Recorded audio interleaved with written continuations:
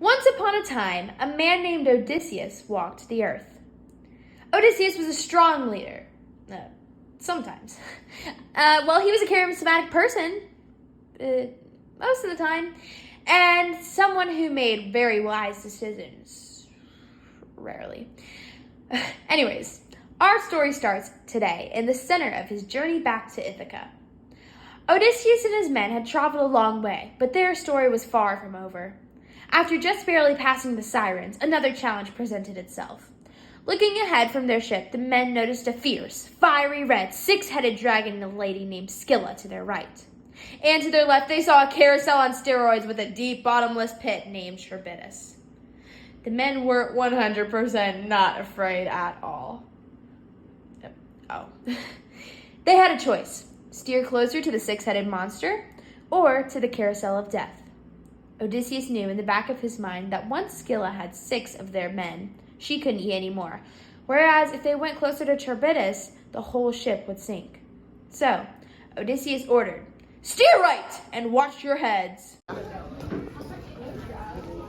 1, 2, 3, 4, 5, 6. You're done. Yay! They made it! And the men and Odysseus washed ashore to the next island. Odysseus found himself so tired that he decided to pray to the gods. Then, moments later, Odysseus was knocked out cold. He needed his beauty sleep.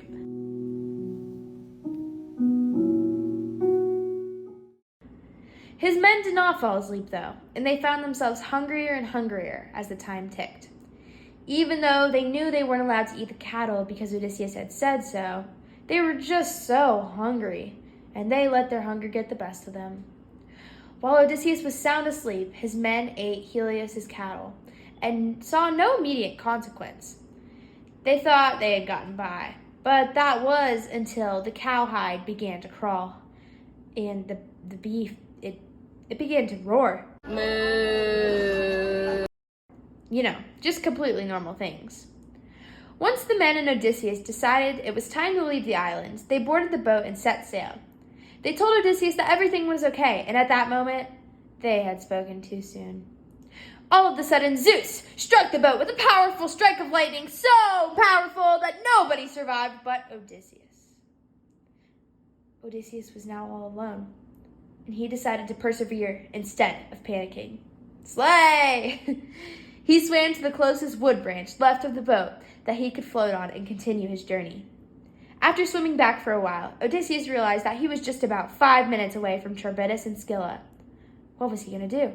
Odysseus thought to himself, "If I'm not with more than 6 people, then I don't have anyone to sacrifice to Scylla.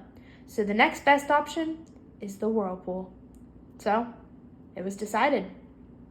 As Odysseus grew closer to the whirlpool, he saw a large tree branch hanging above Charybdis. Odysseus then launched himself onto the tree branch while he watched the whirlpool swallow his flotation device. Luckily, after hanging for a while, hours later, above the death carousel, Odysseus' flotation device came right back out of the whirlpool, and Odysseus sprang onto it and paddled to the next island. The end.